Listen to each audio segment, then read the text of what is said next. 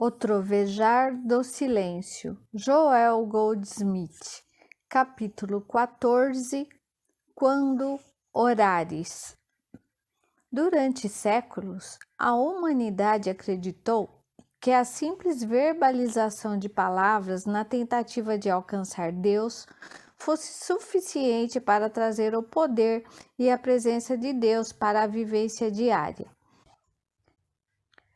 Por centenas de anos, milhões ou até bilhões de pessoas por sobre a terra toda oraram para que cessassem as guerras, que a fome fosse varrida da face do planeta e que as doenças fossem curadas, mas tudo isso continuou imperturbavelmente. Ninguém jamais tem suas orações atendidas quando ora apenas com a mente, confiando completamente nas palavras e nos pensamentos, pois assim não se dá ao Espírito a oportunidade de se manifestar. Independentemente da forma assumida pela oração, não se cria o elo de conexão com Deus até que haja uma percepção consciente de sua presença. Mas, quando orares, não usai vãs repetições, como fazem os gentios. Eles pensam que serão ouvidos pelo seu muito falar. Mateus 6, versículo 7. Muitos de nós têm sido culpados de usar repetições vãs, pensando estar orando, quando, na verdade, temos estado a repetir mais e mais uma oração feita por alguém. Mesmo a repetição de uma grande oração como o Pai Nosso, ser recitada com a ideia de que a mera repetição de suas palavras tem algum poder, não é uma oração eficaz. Porque tudo que pode ser pensado, falado ou escrito é apenas um efeito. E como poderia estar o poder de Deus em um efeito? Não está dito em todas as Escrituras que não há poderes, mas o poder, que não há deuses, mas só um Deus. A oração, que é feita de palavras e pensamentos, não pode e nem chega a Deus, ficando assim sem resposta. As orações que são atendidas são aquelas profundas, dentro da pessoa, onde não há palavras nem pensamentos, mas onde está uma fome, anseio, um desejo ou uma necessidade além das palavras.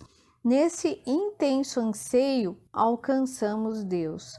A ausência de resultados das orações dá testemunho da nossa incapacidade de ir fundo o bastante dentro de nossa consciência para estabelecer contato com a presença que sempre está ali e sempre está disponível. Deus não é encontrado na superfície da mente humana, não pode ser encontrado pelo intelecto, não pode ser encontrado a não ser na oração profunda, por uma fome interior de Deus, por um íntimo desejo de conhecê-lo. A oração deve ser um desejo de preenchimento espiritual, um desejo de buscar o reino de Deus em primeiro lugar, da renúncia à esperança de receber alguma coisa, da satisfação de deixar que as coisas necessárias nos sejam dadas por acréscimo. Assim, nos abrimos à plenitude. Quem de nós pode saber aonde a plenitude espiritual nos conduzirá ou nos deixará? Ela pode nos deixar no nosso trabalho atual ou modo de vida presente, ou pode nos conduzir a uma vida e atividade completamente diferentes. Contudo, na oração é importante que deixemos de lado todas as nossas noções pré-concebidas ou ideias sobre o que queremos, nossas esperanças, metas, ambições e nossos desejos. pois não há certeza de que Deus o satisfará ao nosso modo. Se esperamos ver os frutos de que foi pedido numa oração, temos de lembrar que não temos de orar por o que quer que seja, mas achando que estamos precisando ou que o mundo precise. Temos de deixar nossa oração estar na nossa quietude interior, na qual as palavras de Deus fluem para dentro de nós, relembrando-nos de que, filho, tudo o que tenho é teu. Quando Deus falar a sua palavra, não haverá dúvida quanto à sua verdade, e não haverá espaço vazio entre a sua palavra e a plenitude. Como co-herdeiros de Cristo, imensas riquezas do Espírito serão despejadas sobre nós com abundância, mas ninguém sabe quais coisas Deus guardou para aqueles que amam a vontade e os caminhos de Deus. Olho não viu, ouvido não ouviu, e nem passou pela mente do homem as coisas que Deus preparou para aqueles que o amam. 1 Coríntios 2, versículo 9.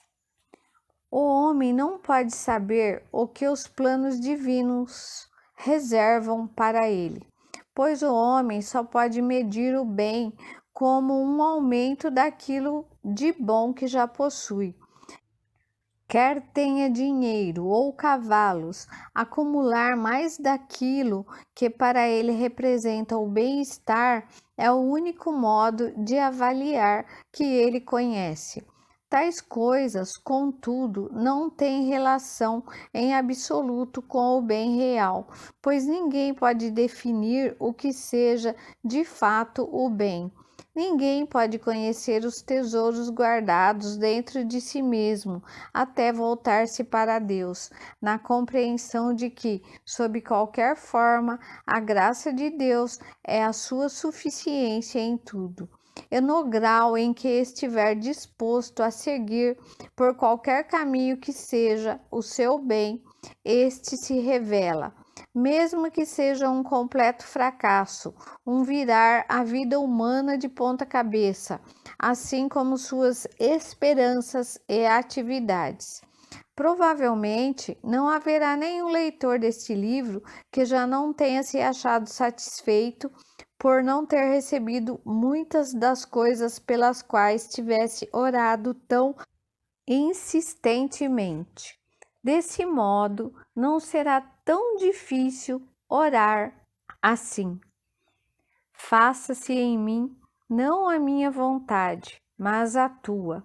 Tu és o onisciente, a sabedoria infinita e a inteligência do universo, e eu me entrego minhas esperanças e desejos, meus medos, meus objetivos e ambições em tuas mãos.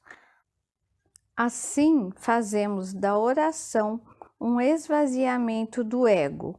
Nós nos oferecemos a Deus como um vaso vazio, deixando que Deus preencha esse vaso. E essa é a mais alta forma de oração. Não levamos para Deus nossa visão finita do que seja bom ou mal, e nem levamos para Ele nossas ambições humanas, mas voltamo-nos para Deus confiando nele, mais do que confiaríamos na nossa própria mãe, confiando nele como amor divino e divina sabedoria deste mundo, o que de fato é. Quando agimos assim, somos filhos de Deus, mas enquanto estivermos conversando, dizendo, perguntando, suplicando, pleiteando e informando Deus, nós seremos só mortais e nossas orações não o alcançarão. Nossas orações somente alcançam Deus quando nos permitimos ser recipientes vazios, quando toda a nossa fé e confiança se manifestam assim. Seja feita em mim a tua vontade, a tua graça, a tua paz. Esperamos então no silêncio, completamente vazios, de modo que a palavra de Deus venha a nós, nos preencha, assim como Ele próprio e seus desígnios dentro de nós. O motivo de tanta infelicidade é que muitas pessoas não percebem a ideia que têm de si mesmas e muito menos a ideia de Deus. Como seres humanos que somos, uma grande quantidade de pessoas é desajustada. Raramente alguém aqui na Terra, independentemente de quão proeminente possa ser a sua posição, realiza seu verdadeiro destino nessa vida. Geralmente, ou cumpre um destino que ele mesmo escolheu, ou um que lhe foi confiado pelas circunstâncias. Assim, se estivermos entre aqueles que ocupam um certo lugar na vida, no qual tenham sido colocados por circunstâncias fora de seu controle, ou no qual tenham posto a si mesmo por ignorância, certamente precisaremos de oração de preenchimento, que é a oração do esvaziamento. Precisamos aprender a deixar toda situação com Deus, admitindo de boa vontade. Olha, eu certamente tenho feito tanta confusão na minha vida. Deixe-me desistir disso para tu a assumir. Poderemos então nos maravilhar de como o milagre começa a produzir efeitos em nós e de que quão rapidamente percebemos como muda o que pensávamos ser o nosso destino. Não há outra forma de orar. Quando oramos desse jeito, estamos orando para a infinita sabedoria do universo, confiantes de que o amor divino se manifeste plenamente em nós. Enquanto avisarmos, sugerirmos ou definirmos para Deus, ou mesmo esperarmos que Deus haja conforme nossa vontade pessoal, não estaremos orando ou indo em direção a Deus, mas sim a nossa própria mente. Não é esse o modo de orar. Temos de nos render a Deus, de modo que a vontade divina em relação a nós se possa manifestar, e qualquer que seja o propósito do nosso nascimento, pois todos nascemos por um motivo, ou não estaríamos aqui, possa ser preenchido. Independentemente de quão difícil ou doloroso possa ser o início do nosso caminho para Deus, sem palavras ou pensamentos, sem direção definida, sem esperança, sem medo ou ambição, esse esvaziamento do eu é importante de se conseguir, mesmo que tome tempo. Quando atingimos esse ponto, sabemos que coisa gloriosa é não termos planejado nosso dia ou nosso próximo ano, mas tendo de antemão a certeza de que cada dia do ano será um dia de plenitude, pois será um dia de Deus, e nada temos a fazer a respeito, a não ser ficarmos como espectadores do trabalho de Deus. Aquilo que foi divinamente deliberado para fazermos será planificado. Ele planifica os dias e ele planifica as noites, enquanto nós estivermos vazios de palavras o bastante e não estivermos a injetar pensamentos humanamente concebidos em nossa mente. Quando começamos a meditar, é natural termos alguns pensamentos, mas tenhamos ao menos a certeza de que não estarmos a pedir qualquer coisa para Deus. Vim aqui para orar e meditar no pleno conhecimento de que não estou me dirigindo a uma pessoa, embora a relação entre Deus e mim seja tão pessoal como a do pai e o filho, como a da mãe e o filho, mas estou me voltando para o espírito da sabedoria e do amor, cuja vontade é que eu usufrua fartamente de suas dádivas. Não vim à presença de Deus para esclarecê-lo, não vim para apresentar-lhe minhas opiniões, esperando dizer-lhe mais do que ele já sabe, ou para lhe dizer o que seria bom para mim. Não espero desse momento de oração e comunhão influenciar Deus em meu favor. Volto-me para Deus para que possa preencher-me completamente com o seu ser, preencher-me com sua sabedoria, com sua paz e glória, e para que faça de mim um eficaz instrumento de seu amor na terra. Assim, nos esvaziamos os odres velhos do vinho velho, tornando-os uma nulidade, sem desejos, esperanças, ambições ou medos. E nesse estado de receptividade, abrimos caminho para que o Espírito de Deus trabalhe em nós, por nosso intermédio, conforme seus desígnios. Deus está oculto sobre milhares de gerações de imortalidade.